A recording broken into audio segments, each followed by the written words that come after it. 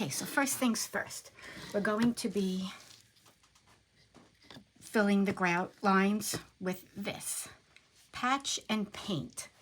I've never used this yet, or rather I've never used this before, so this is going to be a first. It's a lightweight spackling compound, and as you can see, it's very soft and smooshy, and I really like the texture. So what I'm going to do is I'm going to apply it white. I'm not going to color it. And then once it's dried, we're going to paint on top of it. It's kind of like a stain, I guess. So let's dig in. Ready? Start with the sides. And I use my fingers for this. It's just easier, obviously, with the texture of the stone. Trying to use some kind of tool be virtually next to impossible, I would think. And don't worry about the mess yet. We're going to clean all that up. For right now, we're just pushing it all in there and making sure we fill in all the nooks and crannies. And again, just push in with your finger. And once we get it done, we will worry about wiping off and making it neat. Really feels cool. I like this stuff. Feels like marshmallow, like a fluff, marshmallow fluff. Really nice texture. Okay, just again, push it all in there, get it nice and in the crevices. And I'm not really worried too much about messing up the top of the fireplace because we will wipe away whatever gets on that too. We're not finished painting it. That's just a base coat of paint. You can get a nice edge on it so you have no spacing in between the stone and the mantle. Again, just push it in there.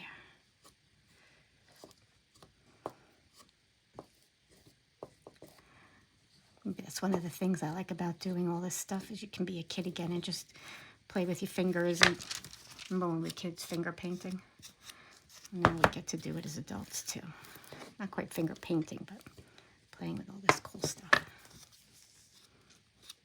I don't know about you guys, but Home Depot is one of my favorite places to go into because you always find something really useful in this type of work.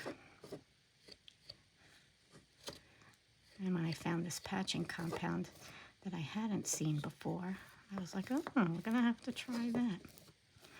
All right, so there. Now we have it all filled in on this. And I'm going to clean this one first before we move on to the next. This way we can make sure I'm going to start with a dry. Whoops, a little too much I dug in there. All right, so I can't dig in that much on the ends.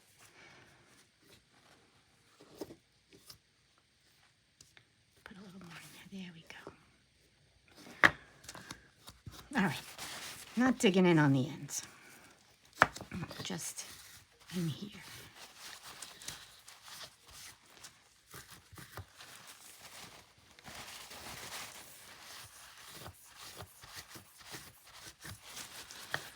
You want to make sure you get all your stone.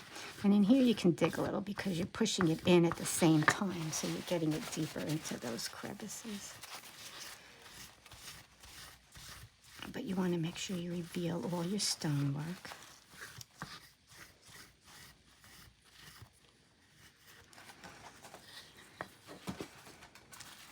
Get a nice smooth.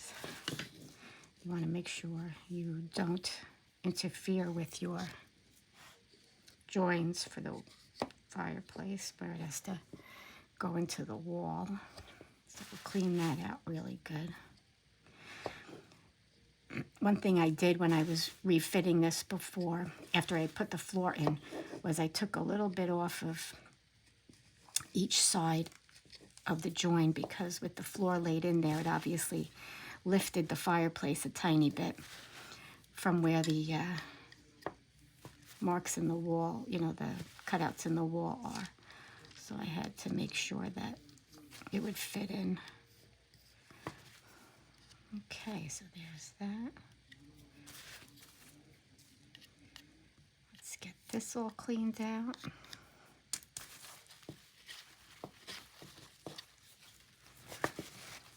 Work on getting our sides. Looks funny, so stark white like that. Gotta get a little more in there. Sorry, you hear something outside, obviously. Okay.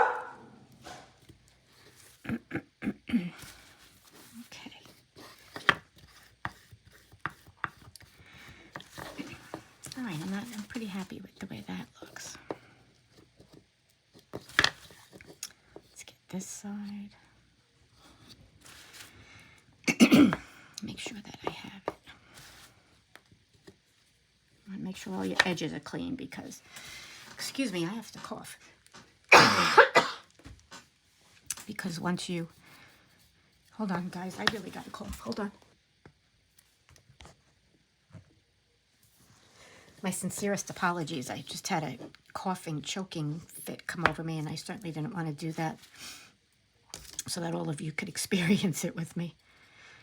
This time of year, this weather's been so crazy where I am. We've got these really warm, dry days. Then we have cold, wet days. Then we have warm, dry, cold, wet. It's just a crazy mixture of everything. For example, today was 62 degrees. Pouring rain, soaking wet, flooded everything. And by Sunday, it's going to be 39 degrees. Last night, the temperature didn't drop below 54 degrees, and tomorrow night, it's going to be 27 degrees. So the weather is just really crazy around here, and it's not making for joyful allergy experiences, if that's what it is, or it's just so irritating because of the constant changes, who knows. Then you go from a hot house to a cold house. You know, it's crazy. Can't make up its mind. All right, so I'm kind of liking the way this is. I'll absolutely like it better once I get this painted and it's not stark white. But I think I like that. I think that's good for this one. And again, I'm not worried too much about the seams in here with what's gotten on the mantle because we'll be able to sand that lightly off. And again, we're going to be repainting, so. All right, that looks good on that one. Let's get on to the next one. I'll put that one aside. And we'll get on to the next one. This is the upstairs. Oh, I got a rock out of place there. Here we go. Start filling.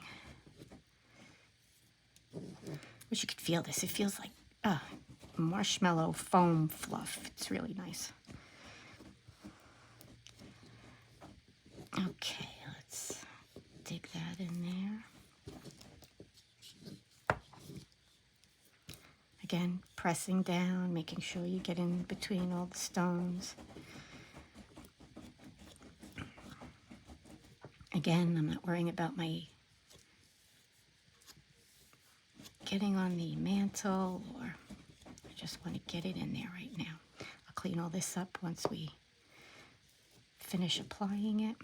Give it a second to firm up a little bit, not much, but to at least get. I have a feeling this will dry pretty quickly because of how light and airy it is. Okay, these corners, we'll dig it in there. I got the rocks, the stones up to the edges better on this one for sure. And I believe this will be pretty easy sanding once it's dry. Again, just because it is so light and airy. I don't think it'll give us much of a problem at all. And I have a feeling that even once it's dry in the grouting, you could probably use a really damp brush or sponge to fix it up if you needed to.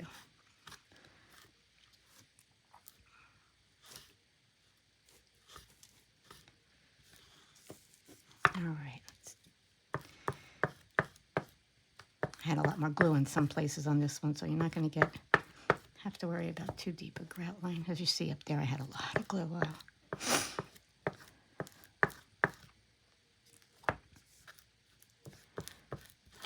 I'm very glad I decided to go with this stone versus the egg carton stone. Now, thinking about that kitchen floor, I know I'm going to be doing like maybe more of a slate than a stone even I want in there. But the rectangular shapes, square and rectangular shapes. So yeah, probably more of a slate than a stone. And I may do the egg carton stone slate on that. So maybe once we're done with these tasks today, I'll work on cutting some of that and see how I like how that looks. I can always do it, and then if I don't like it, not install it and just make another template. All right, that looks pretty good, right? Now we'll get to the cleanup part. This we can... All right, so first things first, let's go along the lip here. And there. And there. Okay. We'll get it off the tabs. Get it off of these tabs. Again, I don't think it's going to be a problem either way, even after it dries. I think, seeing as the patching compound, it's probably more like a drywall type of feel to it when it's finished, like the plaster. Really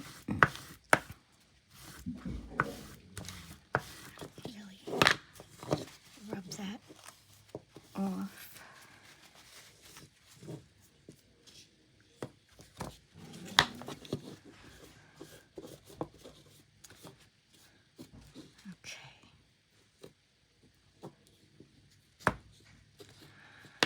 I don't know, I don't have little children anymore, but I hear my dog again, so they're like my little children.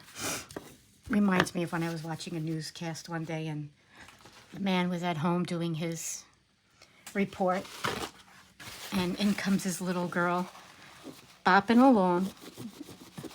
But for me, it's my dogs. My kids are all grown. All but, well, I have 3. 2 are out of the house. The one's out right now, so it's always pretty quiet in here.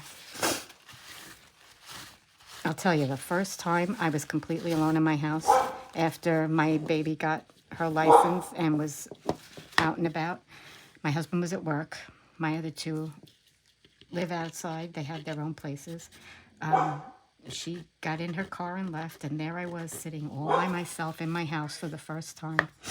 Very weird feeling. I don't know if any of you have older children and understand what that is, but very weird feeling when you finally don't have anybody home, that empty nest thing. Not quite empty nest yet, but empty hours for sure. All right, that looks good. Get that off again. All right, what do you think? Not too bad, right? Just got to watch the paper towel is kind of shredding into it. All right, I like that. I'm happy with that. You think that's good? I think so. All right, stay tuned. We'll be back. Hi. So I was editing my video for the grouting of the chimneys, and I got to the end of the video, and it says, stay tuned, I'll be back. And it was when I had just finished grouting the chimney. And that was it. I finished doing what I was doing on the chimney. And of course, I didn't video that part of it.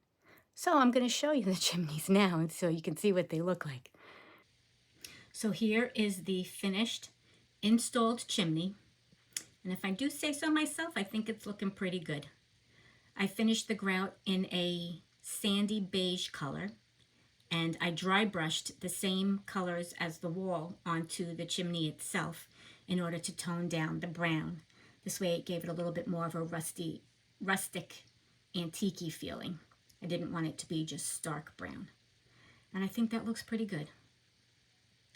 Okay, now I can say this video is finished. Have a great night, everybody. Bye.